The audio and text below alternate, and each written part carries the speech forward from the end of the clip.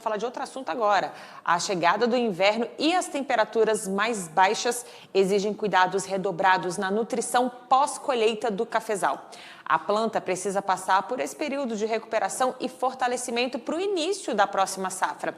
É o tema da nossa entrevista de agora com o engenheiro agrônomo e coordenador de pesquisa e desenvolvimento da multinacional DVA Agro, o Renato Menezes. Já está conectado aqui com a gente.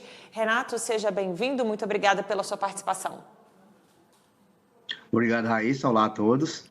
Exatamente, é um tema que chama a atenção agora, a chegada do inverno e todas as influências que essa chegada desse frio presente no período do inverno pode causar nas principais culturas que são exploradas comercialmente a nível Brasil, principalmente falando das culturas exploradas no sul e sudeste do país. E se as previsões se confirmarem, né, Renato? Minas Gerais, que é o nosso grande produtor de café, deve ser bastante afetado com as temperaturas mais baixas daqui para frente, né? Exatamente, Raíssa.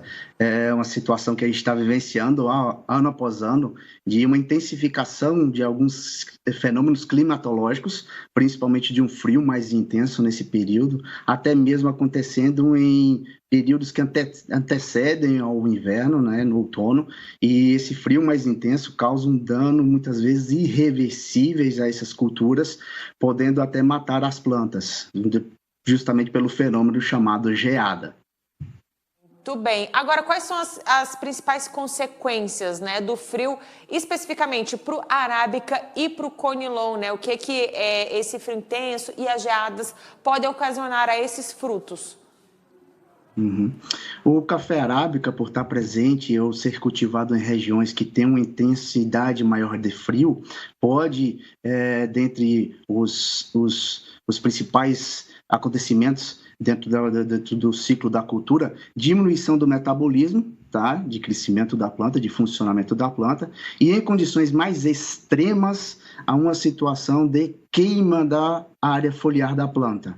Esse frio muito extremo, onde acontece a geada, promove uma condição de congelamento da água que está presente dentro da célula. Uma vez que essa água é congelada, ela expande, uma vez expandindo, ela quebra a membrana celular da planta, ela destrói a membrana celular da planta. Uma vez que ela destrói a célula, ela mata, ela destrói o tecido vegetal, isso causando um dano irreversível.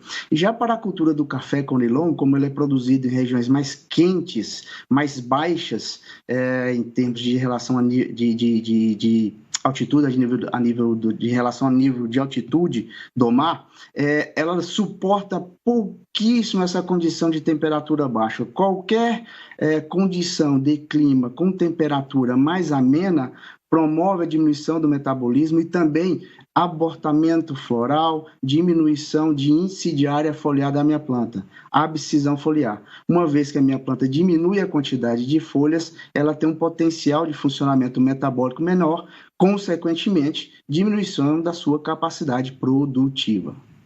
A gente tem sintomas, né, nas folhas, por exemplo, coloração mais escura, né? O que liga o alerta para o produtor rural? Sim, todas as vezes que a planta passa por uma condição de estresse tendenciando a baixas temperaturas, a planta tende a desbalanço hormonal. E esse desbalanço hormonal me promove uma condição de destruição de aparato fotossintético muitas das vezes, tendenciando a menor capacidade produtiva dessas culturas.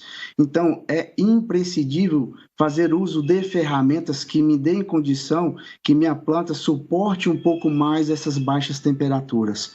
Existem algumas ferramentas hoje utilizadas no mercado agrícola, chamado ferramentas crioprotetoras. E essas ferramentas promovem uma condição à minha planta de suportar mais frio, prevenindo principalmente o congelamento da água presente dentro das células. Então, essas ferramentas crioprotetoras me dão a condição de que a planta passe por essa situação de frio mais intenso, sem o dano econômico acontecer com tanta severidade.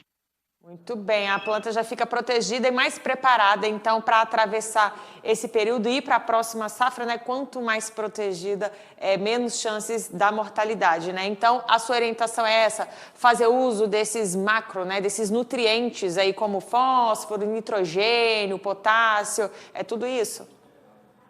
Exatamente. Existem ferramentas crioprotetoras que são alguns nutrientes específicos, principalmente o elemento potássio e magnésio, tá? E existem também ferramentas crioprotetoras de base orgânica, algumas substâncias específicas que promovem essa proteção, principalmente atuando no ponto de congelamento da água que está presente dentro das células.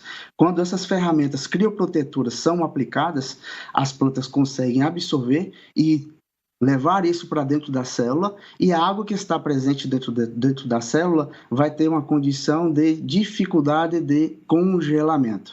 Uma vez que a célula não promove essa condição de congelamento da água que está presente dentro dela, ela tem uma condição de preservação desse tecido foliar ou desse tecido vegetal, para que minha planta dê continuidade no seu pleno funcionamento depois que essa condição extrema passar.